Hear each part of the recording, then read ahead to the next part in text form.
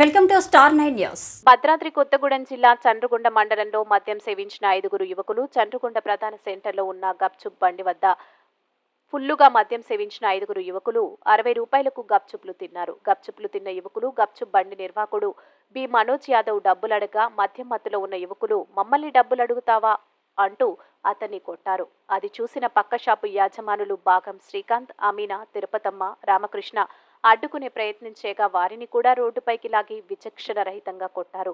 మహిళలని కూడా చూడకుండా వారిపై పిడుగు గుద్దులతో విరుచుకుపడ్డారు. అటుగా వెళ్తున్న పోలీసు వారు యువకులను చూసి ఆపే ప్రయత్నించేగా వారిపై కూడా చేయి చేసుకోవడంతో గ్రామస్తులు రంగప్రవేశం చేసి యువకులను పట్టుకుని చితకబాదారు. అనంతరం పోలీసుల సహకారంతో స్థానిక పోలీస్ స్టేషన్లో అప్పగించారు.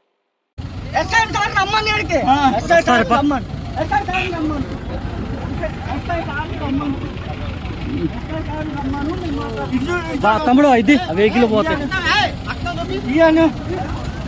రక్తం అది రక్తం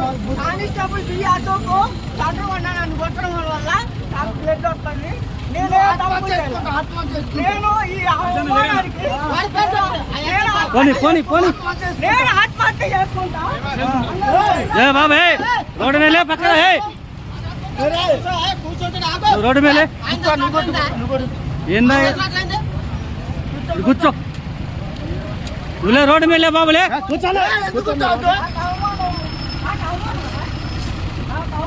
ఆదినారెడ్డి గారికి ఫోన్ చేయి.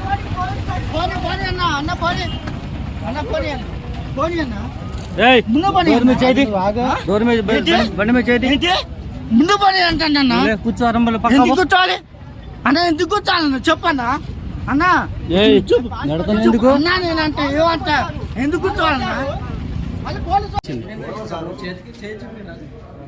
నిన్ను కూడా కొట్టిందా? అడ్డవలేదు సార్. అసలు ముందుకు వస్తే ఆగండి ఆగండి అని అంటే వచ్చి కొడుతూనే ఉన్నారు. మిమ్మల్ని కొట్టిండమ్మా? దెబ్బలు అయినా